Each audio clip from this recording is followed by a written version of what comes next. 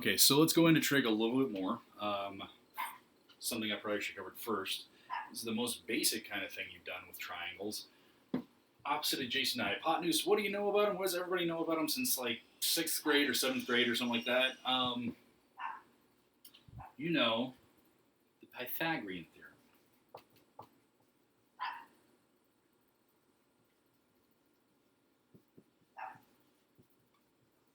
And anybody remember what that is? Take a second and try and remember it.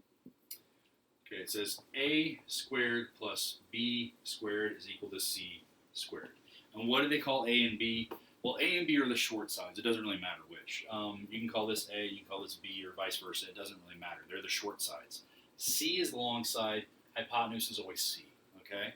So if you do have two sides, you can figure out the third. Okay? If you know a and b, square them, add them together, and then boom, you've got c squared. Square root of c squared gets you to c. Okay? If you want to know a or b, same thing is true, right? You just move this one over. So if you wanted to find a, move b over. And again, the way I did that, right, it was plus b squared. I'm taking minus b squared. I'm doing the opposite operation. So what you do to one side, you have to do to the other. So I'm moving my b squared over here, right? So if I wanted to find a squared, I would just take square root of that, and boom, you got a. Okay? Same thing goes for b. A very important thing to remember, because you might have to use it. It might be a quick way to get through without having to do some of the trig functions, although sometimes those are quicker. They're immediately on the calculator. What else?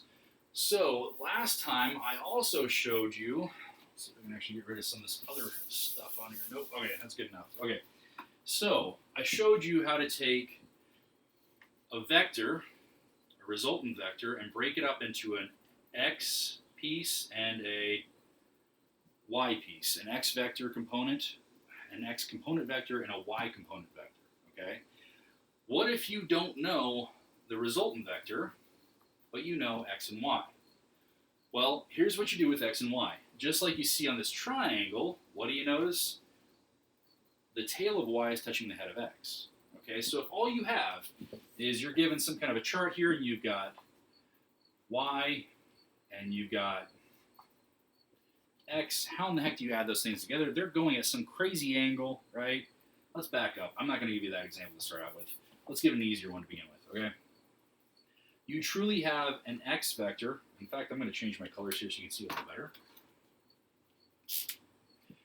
You truly have a vector that is in nothing but the x, and you now have another vector that is in nothing but the y. So what do you do with your y and with your x to get a resultant vector? Well, this is easy. Just like you see here, you take the tail of one and put it to the head of the other vector. So what do I mean by that? Well, I've got two vectors here, right? You can go either way, and it doesn't matter, okay? So what I'm going to do is I'm going to take this x vector for now, and I'm going to bump it up so that the tail of the x vector is at the head of the y vector. Okay, so let me redraw this.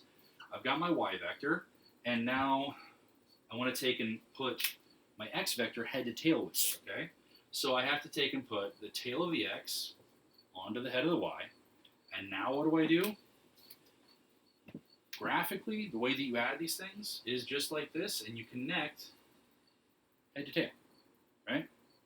So I guess tail to head here, right? And that is your resultant vector. So that's one way you can graphically add these things together to find your resultant vector, all right? Another way to do it, if you don't want to do it graphically, because there's all kinds of issues with that, like you mismeasure something or redraw it slightly to, a weird angle or something like that, or a weird length, you all of a sudden have a resultant vector that's not accurate. Okay, by the way, before I get to that, if you do this graphically, the other thing I wanted to show you is that if I moved my y vector, right, over to here, and put it at the head of my original x vector, what you would notice, and these are the same vector, one's been moved and the other one hasn't, right? Same thing with the y. If this one hadn't been moved and now I have drug it over here, what you'll notice is that it doesn't matter if I take and put y, the tail of y to the head of x, or if I take and put the tail of x and put it to the head of y, they both end up at this point. And that's a parallelogram, okay? So it's a a good way of remembering your vectors when you're graphically adding them. It doesn't really matter which order in which you do it because you will end up with the same answer. Okay? What about if you wanted to do this more accurately, though, the mathematical way? Okay? So, well, this is not hard. This is not hard at all. In fact, it's easier than what I showed you earlier. You have y, you have x, which I'm going to bump up like I did originally, so that the tail is at the head of y, okay? Now, what do I do? Well, this is a triangle, is it not? We've just made a triangle. That's the whole point, is vectors can always turn into triangles. So if I know the value for x, right, let's say it was 3, it goes from 0 to 3, so my vector is 3 to the east, or plus, right? And my value for y, let's say that's also 3, and it's 3 north, or 3 positive, okay? So if that's the case, we know that this one has a magnitude of 3, and this one has a magnitude of 3. So how in the heck do we find the resultant vector? Pythagorean's theorem, right? A squared plus b squared is equal to c squared, okay? The two shorter sides get squared and added together to find the squared version of the long side, okay? So a squared plus b squared is equal to c squared, or my hypotenuse, my long side, okay? So a squared is 3 squared. B squared is 3 squared, okay? And again, my parentheses, doesn't matter if it's inside or outside on that one, but whatever, that's fine. Okay, so my c squared then has to be those two things together, okay? So this is going to be 9. This is going to be 9 is equal to c squared, okay? So 9 plus 9, 18 is equal to c squared. So c then, if you want to find c instead of c squared, you have to take the square root of 18. These two mixed together, right? Add it up. And that's equal to c. So now you can find out what your value of c is. You can find out what your resultant vector length is. How do you find the angle? Okay, well now this is interesting because these two things, well, you don't have it yet, do you? But you can use something else, and this is one of the rare examples where this is a great time to use tan. You have the x and you have the y. You have the opposite and you have the adjacent. You have the two short sides. So you have the, if this is the angle you wanted to find here, and it probably will be, right? This is my theta. So that makes this my opposite side, and this makes my blue side my adjacent. Okay? So how in the heck do we find the angle?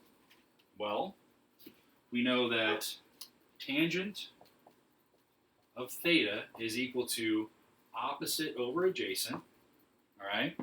And we know this also. So tangent of the angle we actually want to find, we don't know that yet, is equal to, we know opposite, our opposite side is 3. We know our adjacent side is 3, okay? So if I want to find my theta, I have to take the inverse tangent on both sides, so it'll cancel here, so you have it here, okay? And what I will find is my theta now is equal to inverse tangent of 3 over 3, or 1, right? Plug that in and you'll get your number. Because these lengths are equal, I can tell you it's going to be a 45-degree angle, or a pi over 4 angle, okay? But this is how you actually numerically find it, so that you can plug into your calculator, figure it out, and get a correct, even to the decimal place answer, all right? So what you are doing right now is not only trig, but also vector math, okay?